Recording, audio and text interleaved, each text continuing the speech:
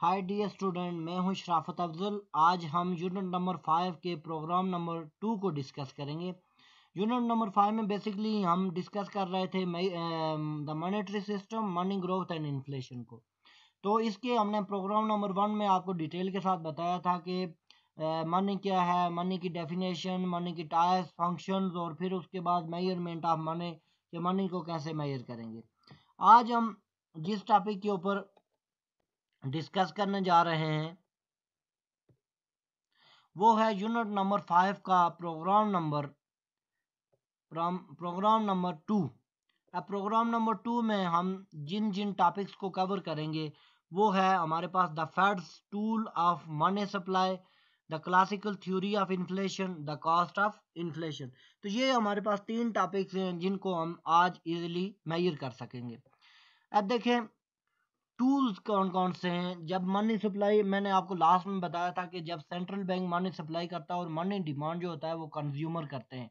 तो जब central bank money supply करता है तो वहाँ पे उसने मनी को डिवाइड किया है 3-4 पार्ट्स में, M1, M2, M3 and M4। और M1 में आपको मैं बताया था ये लिक्विड मनी है जिसमें करेंसी इन सर्कुलेशन है, डिमांड डिपॉजिट है, अदर डिपॉजिट है। M2 के अंदर मैंने आपको फिर बताया था कि मनी के अंदर जो है लिक्विडिटी से हम लीस्ट लिक्विड की तरफ जाते हैं, जिसमें हम देखते हैं कि टाइम डिपॉजिट है और उसके बाद सेविंग डिपॉजिट जिनका रेट ऑफ रिटर्न होता है और उनको किस टाइम के लिए हम जो है वो सेव कर सकते हैं और उसकी वजह से हमें उस पर इंटरेस्ट रेट मिलता है। तो ये सारी चीज़ें जो हैं ये मनी को मेजरमेंट करने के लिए फिर हम उनके टूल्स, कौन कौन से टूल्स हैं जिसके थ्रू स्टेट बैंक जो है मनी सप्लाई को इंजेक्ट करता है मार्केट के अंदर। Injection of money supply into the market, how many tools the central bank use to supply the money in market. तो उसके लिए फिर सेंट्रल बैंक के पास 3 टूल्स हैं, या वो ओपन मार्केट ऑपरेशन करता है, या रिक्वायर्ड रिजर्व रेशो करता है, या डिस्काउंट रेट करता है। अब देखें dear student, open market operation क्या होता है। देखिए ओपन मार्केट ऑपरेशन का मतलब होता है the open market operation is the monetary policy tool used by central bank of a country to either increase और decrease the money supply in economy by purchase और सेल ऑफ गवर्नमेंट सिक्योरिटीज। अब dear student, government के पास security bonds होते हैं। अब क्या होता है कि जब सेंट्रल बैंक को मनी सप्लाई को इंक्रीज करना होता है तो सेंट्रल बैंक ने जो बॉन्ड्स से ओपन मार्केट में रखे होते हैं, जो डिफरेंट कमर्शियल बैंक को दिए होते हैं, वो बॉन्ड वापस सेंट्रल बैंक परचेज कर लेता है और उसके बदले में मनी सप्लाई इंक्रीज हो जाती है। सेंट्रल बैंक अनाउंस करता है कि लाइक आजकल गवर्नमेंट ने अनाउंसमेंट की हुई है कि 25,000 वाले जो बॉन्ड्स हैं वो अब उनकी मार्केट वैल्यू नहीं है और फ़ौरन जल्द अज जल्द इस डेट तक वो जमा करा दें। तो आप देखें जो 25,000 के जो बॉन्ड्स हैं, अगर लोग जाके कमर्शियल बैंक्स में जमा कराएंगे तो उसके बदले में 25,000 उनको मिल जाएगा और बॉन्ड गवर्नमेंट के पास चले जाएंगे। तो इसका मतलब ये हुआ कि यहाँ पे जो डोमेस्टिक करेंसी है, जो रुपीज़ हैं, वो उसकी मार्केट में सप्लाई बढ़ जाएगी और बॉन्ड जो है वो वापस सक कर दिए हैं सेंट्रल बैंक ने। ऑन एंड अदर एंड ये होगा कि अगर सेंट्रल बैंक क्या करें कि वो कहे कि वो मार्केट के अंदर बॉन्ड ज़्यादा फेंक दे 25,000 के, तो लोग ज़्यादा से ज़्यादा उनको कहेंगे बॉन्ड खरीद लेंगे और 25,000 जो है वो 25,000 लोग जाके सेंट्रल बैंक में जमा करा के उससे बॉन्ड ले लेंगे। तो वो जो बॉन्ड होगा वो अब लोगों के पास आ गया और 25,000 जो है वो किसके पास चला गया, बैंक के पास। तो इसका मतलब ये हुआ कि मनी सप्लाई जो है वो क्या हो गई, डिक्रीज हो गई। और इसको अदर टर्म में हम कह सकते हैं कि जब बॉन्ड गवर्नमेंट परचेज कर लेती है और लोगों के पास मनी ज़्यादा आ जाए तो इसको एक्सपेंशनरी मॉनेटरी पॉलिसी कहते हैं। और अगर बॉन्ड जो है वो लोग खरीद लें और पैसे वापस सेंट्रल बैंक के पास चले जाएं तो इसको कॉन्ट्रैक्शनरी मॉनेटरी पॉलिसी कहते हैं।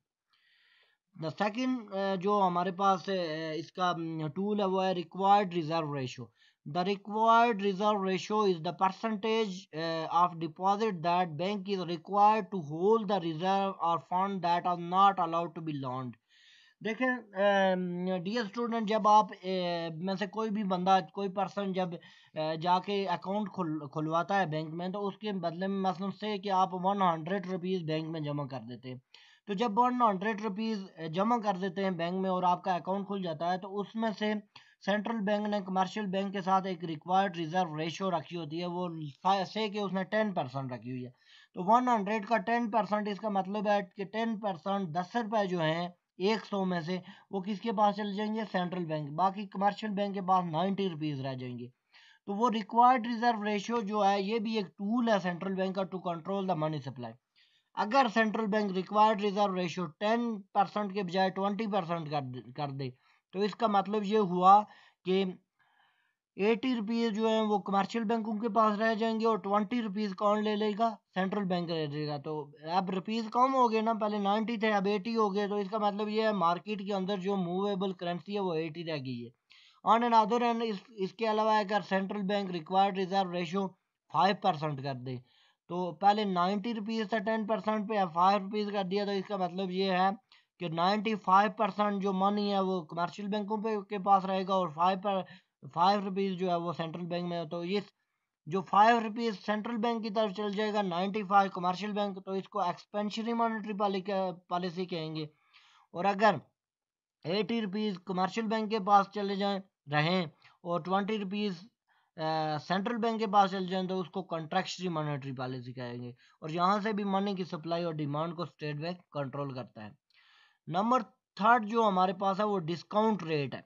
अब डिस्काउंट रेट क्या है जी? The minimum interest rate set by central bank और some other central bank for lending to other bank.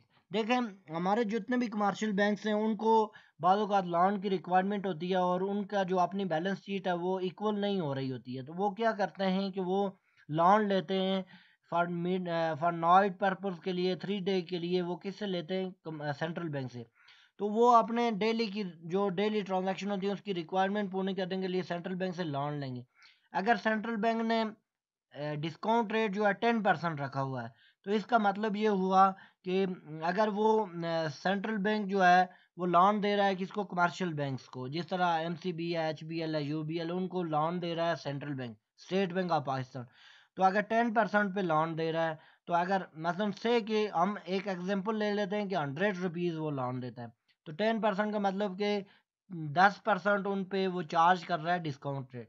अगर वो डिस्काउंट रेट बढ़ा के 20% कर दे, तो आप देखें डिस्काउंट रेट बढ़ गया, तो कमर्शियल बैंक सेंट्रल बैंक से पैसे लोन नहीं लेंगे, क्योंकि डिस्काउंट रेट बहुत हाई है, तो वो कहेंगे कि हमें इससे बेनिफिट नहीं है बल्कि लॉस है। अदरवाइज तो वो कॉन्ट्रैक्शनरी मॉनेटरी पॉलिसी। इसके अलावा अगर सेंट्रल बैंक जो है कमर्शियल बैंक को लोन 5% पे दे या 2% पे दे, तो आप वो इजीली लोन लेंगे और इसको यूज़ करेंगे और मार्केट में ये नोट्स की जो सप्लाई है वो बढ़ जाएगी। इसको एक्सपेंशनरी मॉनेटरी पॉलिसी भी कहते हैं और मनी सप्लाई भी, इंक्रीज ऑफ मनी सप्लाई भी कहते हैं। अब देखें क्लासिकल जो थ्योरी है मनी के बारे में, उसके बाद सेज लॉ क्या कहता है? सेज लॉ वो कहता है कि सप्लाई क्रिएट ऑन डिमांड। तो क्लासिकल हमेशा, मैंने आपको पहले भी बताया कि वो कहते हैं कि हमेशा मार्केट जो होती है वो सप्लाई साइड से स्टार्ट होती है। आप किसी भी चीज़ की सप्लाई बढ़ाएं तो डिमांड ऑटोमेटिकली बढ़ जाती है। वो कहते हैं मनी की सप्लाई बढ़ाएं, डिमांड ऑटोमेटिक। और दूसरा वो कहते हैं कि फुल एम्प्लॉयमेंट, के वो कहते हैं कि मार्केट में परफेक्ट इंफॉर्मेशन है, हर बंदे को सब कुछ पता है, हर चीज़ के बारे में, इकोनॉमी के बारे में पता है, तो वो जो है ना मार्केट में ऑलवेज फुल एम्प्लॉयमेंट रहती है। अब क्लासिकल थ्योरीज जो है मनी सप्लाई के लिए, उनमें एक है क्वांटिटी थ्योरी ऑफ मनी और second one is a Cambridge equation. Quantity theory of money क्या कहती है? The quantity theory of money argues that the size of money supply influence the price of goods. कि जितनी आप money supply बढ़ाएंगे तो price क्या होगी? बढ़ेगी। मनी सप्लाई कम करेंगे तो प्राइस कम होगी। The quantity theory of money sometime called the QTM says that price rise when there is more money in economy and they fall when there is less money in economy. तो वो अगर हम देखें तो money supply, ये उनकी assumptions हैं, hypothesis हैं कि मनी सप्लाई क्रिएट इन्फ्लेशन। जो मैंने आपको पहले भी बताया कि क्लासिकल जो वो कहते हैं कि मनी सप्लाई जितनी बढ़ाएंगे तो इन्फ्लेशन बढ़ेगी। The money supply of money is exogenous. Exogenous का मतलब ये होता है डियर स्टूडेंट कि कोई भी चीज़ जो फिक्स हो, जिसको हम खुद चेंज करें, वो ऑटोमेटिकली चेंज ना हो बल्कि हम अपनी मर्जी से चेंज करें। The demand for money as reflected in velocity as the stable function of nominal income, interest and so forth। तो ये डिमांड मैंने आपको बताया भी है कि डिमांड कौन करता है? कंज्यूमर करते हैं। और सप्लाई कौन करता है? State bank. तो स्टेट बैंक के पास मनी सप्लाई जो होती है वो एक्सोजनस वेरिएबल होता है। अब देखें फिशर क्या करता है, आइवरी Fisher is the quantity theory of money, इसने दी थी 1911 में।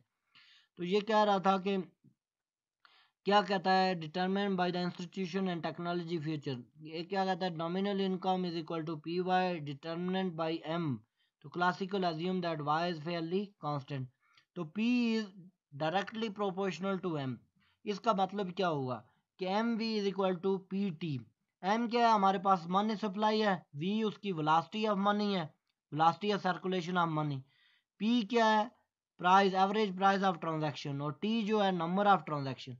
तो ये पी टी को हम मिला के हमारे पास जो नॉमिनल इनकम बनती है जिसको हम जीडीपी भी कहते हैं, तो एम हमारे पास मनी सप्लाई और वी वेलोसिटी है। तो फार्मूला देखें, M multiply by V is equal to P multiply by T, where M is money supply, V is the velocity of money, P is the average price और T is number of transaction in an economy. अब देखें यहाँ mathematical calculation में M V is equal to P T, suppose that हमारे पास M one supply जो है वो 1000 है और वी वेलोसिटी हमारे पास 4 है, पी जो है हमारे पास प्राइस जो है यानी इन्फ्लेशन रेट वो 2 है, और हमारे पास टोटल ट्रांजैक्शन ऑफ जो मनी है जो हम चीज़ें गुड्स और सर्विसेज खरीद रहे हैं वो 2000 है।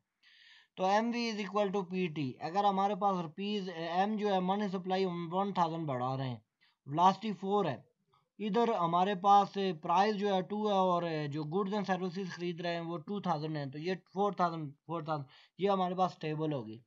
Suppose that M increase 5% from 1000 to 1500 and price decrease from 50% from 2 to 3।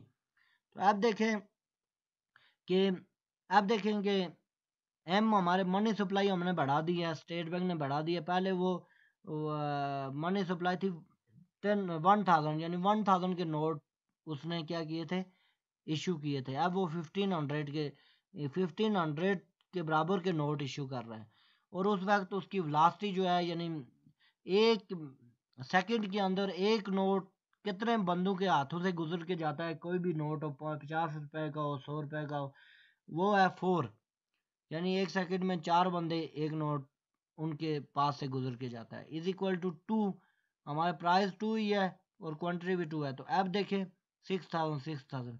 तो ये एम मनी सप्लाई सिर्फ क्या बढ़ाती है, प्राइस बढ़ाती है, वेलोसिटी और टी कांस्टेंट है। तो इसका मतलब ये हुआ कि क्वांटिटेटिव थ्योरी ऑफ मनी कहती है कि money is directly proportional to price. Directly proportional का स्टूडेंट ये मतलब होता है कि मनी बढ़ती है तो प्राइस बढ़ती है, मनी कम होती है प्राइस बढ़ती है, प्राइस कम होती है, अदर जो वेरिएबल हैं अदर देन जो नॉमिनल वेरिएबल, प्राइस भी नॉमिनल है और मनी भी नॉमिनल। नॉमिनल वो वेरिएबल होते हैं कि जो जिनकी मार्केट एक फेस वैल्यू होती है, और रियल वेरिएबल जो मार्केट में एग्जिस्ट करते हैं, लाइक कि हम बिल्डिंग बना रहे हैं, ये हमारे पास नई बिल्डिंग है, प्रॉपर्टी है, हाउसिंग है, ये सारे रियल वेरिएबल है। नॉमिनल वेरिएबल क्या है, जैसा ये टेलीनार सर्विसेज जितनी भी हैं, टेलीनार की कंपनी है, यूफोन है, वेरिड है, ये सारे जो हैं वो नॉमिनल वेरिएबल है। इसका प्राइस नॉमिनल वेरिएबल है और मनी भी नॉमिनल वेरिएबल है, इसकी कोई मार्केट वैल्यू नहीं होती। तो मनी को जितना बढ़ाएंगे तो उसकी वजह से प्राइस बढ़ेगी, और money is directly proportional to price, other thing are remain constant. तो इसको हम कहते हैं क्वांटिटी थ्योरी ऑफ मनी। अब देखें कैम्ब्रिज इक्वेशन क्या कहती है कि the alternative version known as cash balance version was developed by the group of Cambridge economist in 1900।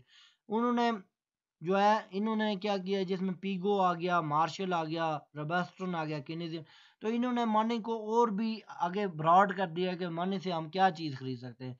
Classical ने कहा कि money is use for only transaction purpose, यानी हम क्या कर सकते हैं, मनी सिर्फ और सिर्फ इन्फ्लेशन पैदा करती है, अदरवाइज कोई नहीं उससे चीज़ें खरीद सकते। लेकिन ये जो नए इकोनॉमिस्ट हैं, पीगो है, मार्शल है, रॉबिन्सन है, केनेडियन है, इन्होंने मनी को आगे मजीद जो है इसके ग्रुप में तकसीम किया गया है कि हम क्या कर सकते हैं कि money is the store of wealth and medium of exchange. पहले तो हमें मीडियम ऑफ एक्सचेंज, क्लासिकल भी यही कहते हैं कि मनी को यूज़ करेंगे मीडियम ऑफ एक्सचेंज, लेकिन इन्होंने एक और चीज़ का इजाफा किया कि स्टोर ऑफ वेल्थ। अब स्टोर ऑफ वेल्थ का क्या मतलब है कि हम मनी से सिर्फ हम मनी को जो है सिर्फ मीडियम ऑफ एक्सचेंज में नहीं यूज़ कर सकते, बल्कि मनी से हम प्रॉपर्टी खरीद सकते हैं, बिल्डिंग्स खरीद सकते हैं, प्लाट्स खरीद सकते हैं, बॉन्ड खरीद सकते हैं, बाकी चीज़ें खरीद सकते हैं। तो money is very important and useful tool for purchase other than goods and services of economy. तो M D is equal to K P Y. तो यहाँ पे देखें कि मनी डिमांड इज फंक्शन के हमारे पास कांस्टेंट है, पी प्राइस है और वाई हमारे पास इनकम है जिसको हम जीडीपी कहते हैं। Where Y is the physical level of aggregate और national output, P is the average price and K is the proportion of national output of income that people want to hold। कि कितने तो कितनी चीजें बंदा hold कर सकता है, ये सारी किस में आती हैं, मनी में आती हैं। अब देखें इन्फ्लेशन क्या है। Inflation is sustain increase in general price level of goods and services over the period of time. जो गुड्स एंड सर्विसेज में इन्फ्लेशन क्या है कि प्राइस लेवल जो बढ़ जाता है उसकी वजह उसको इन्फ्लेशन कहते हैं। अब कास्ट ऑफ इन्फ्लेशन के अंदर कौन कौन सी कास्ट आती है। नंबर वन मेन्यू कास्ट है, number two shoes leather cost है, number three loss of purchasing power है, number four redistribution, number five other cost है। तो अब हम मेन्यू कास्ट की बात करें तो इसमें देखें कि मेन्यू कास्ट में हम देखते हैं कि जब भी हम किसी बड़े होटल में जाते हैं तो जब हम देखते हैं तो हमें एक मेन्यू थमा दिया जाता है जो हमारे हाथ में होता है और उसमें डिफरेंट फूड की प्राइस लिखी होती हैं कि बर्गर कितने का है, पिज़्ज़ा कितने का है, सैंडविच कितने का है, ये सारी चीज़ें वहाँ पे मेंशन होती हैं। तो अगर डेली इन्फ्लेशन बढ़ रही हो, रोज़ ब रोज़ महंगाई बढ़ रही हो, तो उन लोगों को जो होटल वाले हैं उनको अपना मेन्यू चेंज करना पड़ेगा क्योंकि उसने उनकी प्राइजेस बढ़ गई हैं डिफरेंट गुड की, तो उन्होंने मेन्यू में नई प्राइजेस लगानी। जब नई प्राइजेस लगाएंगी तो वो कस्टमर के लिए भी कॉन्फिडेंस नहीं होगा, तो उसकी वजह से जो कास्ट बढ़ जाती है उसको मेन्यू कास्ट कहते हैं। एक और रुपया कहते हैं कि एक और रुपया अगर कोई भी गुड्स एंड सर्विसेज महंगी हो जाए, प्रोडक्ट महंगी हो जाए, तो उससे 10 कस्टमर भाग जाते हैं। और अगर 3 रुपए या 4 रुपए कोई चीज़ सस्ती हो जाए तो उसकी वजह से टोटल 2 या 3 कस्टमर आपके जो बिजनेस की तरफ अट्रैक्ट होते हैं। तो इसको कहते हैं मेन्यू कास्ट। तो in economics the menu cost is a cost to firm resulting from change in price. Price की वजह से जो कस्टमर भाग जाते हैं वो भी, और जो आपको मेन्यू आपका चेंज करना पड़ता है उसकी प्राइसेस जो नया छपवाना पड़ता है उस कास्ट को मेन्यू कास्ट कहते हैं। शू लेदर कास्ट क्या चीज़ होती है। Shoe leather cost refer to cost of time and effort that people spend trying to contract the effect of inflation. देखिए जब रोज़ बरोज़ महंगाई बढ़ती जाएगी, मनी सप्लाई की वजह से आपको पता है इन्फ्लेशन बढ़ती है, तो क्या होगा कि आप डेली बैंक्स में जाएंगे और वहाँ से पैसे निकाल के लाएंगे, डेली डेली आपके चक्कर लगेंगे बैंक्स में। तो ये क्या होगा, उसकी वजह से आपके जूते फट जाएंगे। तो वो जो जूते फेंकने की कास है उसको शू लेदर कास कहते हैं। जिस तरह इस डायग्राम में आप देख रहे हैं कि बंदे का ये जो दायां जूता है वो फट गया है। तो इसकी वजह क्या है कि वो डेली बैंक में जा रहा है जिसकी वजह से उसको इन्फ्लेशन की वजह रोज नए पैसे निकालने पड़ते हैं जाके। तो उसकी वजह से जो उसकी कास्ट है उसको शू लेदर कास्ट कहते हैं। Purchasing power of money when wages increase less than the rate of inflation, तो people lose purchasing power। देखें 20 रुपीज़ है आपके पास, तो 20 रुपीज़ में अगर 1988 में जिस तरह हमारे पुराने बुजुर्ग लोग कहते हैं कि जब हमारे दौर में थोड़े से पैसों से बहुत ज़्यादा चीज़ें मिलती, तो ये बास्केट में देखेंगे बहुत ज़्यादा चीज़ें मिली हुई हैं 20 रुपीज़ में। 2005 में देखें ये चीज़ें और घटना शुरू हो गई। 2013 में देखें तो वो बिल्कुल ही कम हो गई। आज 2020 है तो उसमें तो ये 20 रुपए में तो बहुत कम माइनर चीज़ मिलेगी। तो उसकी वजह से क्या हुआ है कि मनी की सप्लाई बढ़ने से परचेजिंग पावर भी लोगों की कम हो गई है। अब देखें with the inflation redistribution of wealth. देखें with the these segments in society which on physically asset property और stock benefit from prices of their holding going up, while those who seek to acquire them will be need to pay a more for them। तो देखिए money में कुछ loser होते हैं, कुछ winner होते हैं। वो लोग जिन्होंने फिजिकल प्रॉपर्टीज लगी हुई उनकी तो प्रॉपर्टी की वैल्यू बढ़ रही है, लेकिन वो लोग जिन्होंने बैंकों में जाके आपने पैसे डिपॉजिट कराए हुए हैं, जमा कराए हुए हैं, तो उनके नॉमिनल मनी हैं जिनकी वैल्यू रोज़ ब रोज़ कम होती जा रही है, यानी उनका डिस्काउंट वैल्यू कम होती जा रही है, तो वो लूजर हैं। और वो जो रियल प्रॉपर्टी और स्टॉक रखने वाले लोग हैं वो बेनिफिट में आ रहे हैं और वो विनर हैं। तो इस तरह इन्फ्लेशन जब करती है तो कोई लोग लूजर होते हैं और कोई विनर होते हैं, जिसकी वजह से वेल्थ की रीडिस्ट्रीब्यूशन हो जाती है। अदर कास्ट में देखें कि हमारे पास when prices are rise quickly people will buy durable and non perishable goods quickly as the store of wealth to avoid the losses expected from decline the purchasing power of money. they can create a shortage of ordered goods and remove the economy from efficient equilibrium। तो आप देखें क्या करते हैं कि जब day by day लोग देखते हैं कि मार्केट में मनी की वैल्यू कम हो रही है, तो वो मनी की जगह अदर देन जो ड्यूरेबल गुड्स एंड सर्विसेज खरीदने की कोशिश करते हैं, जिसकी वजह से क्या होता है, उन गुड्स एंड सर्विसेज की डिमांड बढ़ जाती है और सप्लाई कम हो जाती है। तो ये रेड जो है वो डिमांड है, और ये जो ग्रीन है ये हमारी सप्लाई है। तो आप देखें डिमांड बढ़ने की वजह से ये जो इक्विलिब्रियम में मार्केट थी वो अब डिस इक्विलिब्रियम में चली जाएगी। तो ये भी एक लोगों के लिए कास्ट है, जो लोग दूसरे लोग खरीदना चाहते हैं चीज़ उनको मिल नहीं रही है। ये भी एक मनी की कास्ट है जिसे इन्फ्लेशन रेट बढ़ती है। तो dear student, thank you so much. आज हमने जिन टॉपिक को कवर किया है उसमें आपको मैंने बताया है कि जो मनी के जो है चैनल कौन से हैं जिनके थ्रू सेंट्रल बैंक मनी को सप्लाई करता है। उसके बाद इन्फ्लेशन के बारे में हमने चेक किया कि इन्फ्लेशन क्या होती है, उसकी कास्ट क्या है, और इन टॉपिक को कवर किया है। उम्मीद है कि आपको ये मेरी वीडियो अच्छी लगी होगी। और अगर आपको इस वीडियो में कोई प्रॉब्लम हो, कोई कॉन्फ्लिक्ट हो, तो आप इजीली मेरा स्क्रीन पे नीचे कॉन्टैक्ट नंबर दिया होगा, वहाँ पे आप इजीली असेस कर सकते हैं। Thank you.